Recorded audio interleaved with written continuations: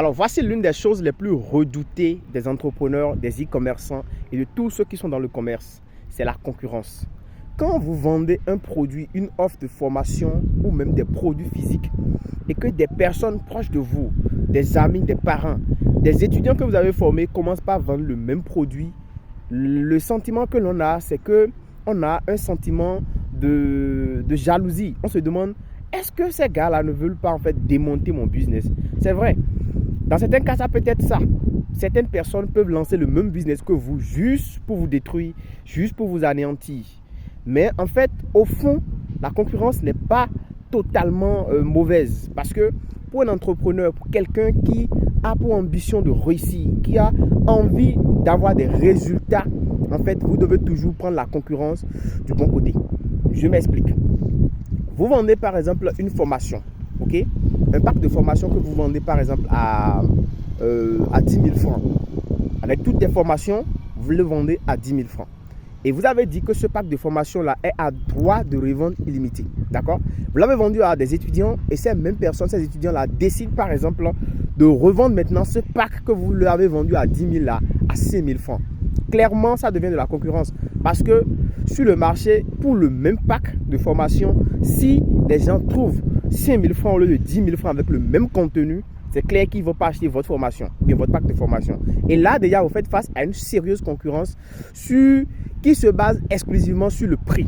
Parce que ce que les gens regardent aujourd'hui, la plupart des personnes, quand ils viennent là, c'est le prix auquel vous vendez le truc qu'ils regardent. Certaines personnes ne regardent pas la qualité ou bien le contenu, ils regardent le prix auquel vous vendez le truc.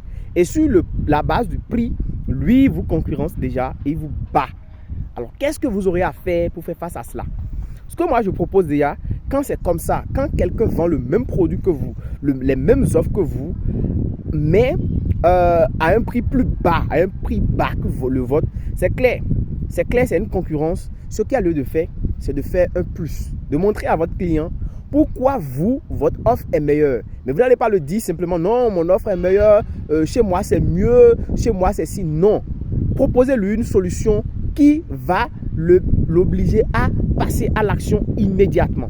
Et l'une des solutions, c'est de proposer par exemple un coaching, de proposer un additif, un cadeau de plus, un bonus de plus que ce qu'il y a dans l'autre, ou bien des bonus de plus que ce qu'il y avait dans l'autre offre. Et ça, en fait, ça va l'obliger en fait à se donner, ça va l'obliger forcément à passer à l'achat. Je prends l'exemple du pack de formation dont je vous parle. Si le pack de formation est à 10 000 francs et que mon concurrent le vend à 5 000 francs, en fait, ce que je fais, c'est que je vais ajouter des formations, ok, au pack de formation initial et je vais dire à mon client que de comparer en fait le pack initial avec ce que moi je vends à des formations de plus. Et en plus de ça, moi je peux offrir un coaching spécialisé.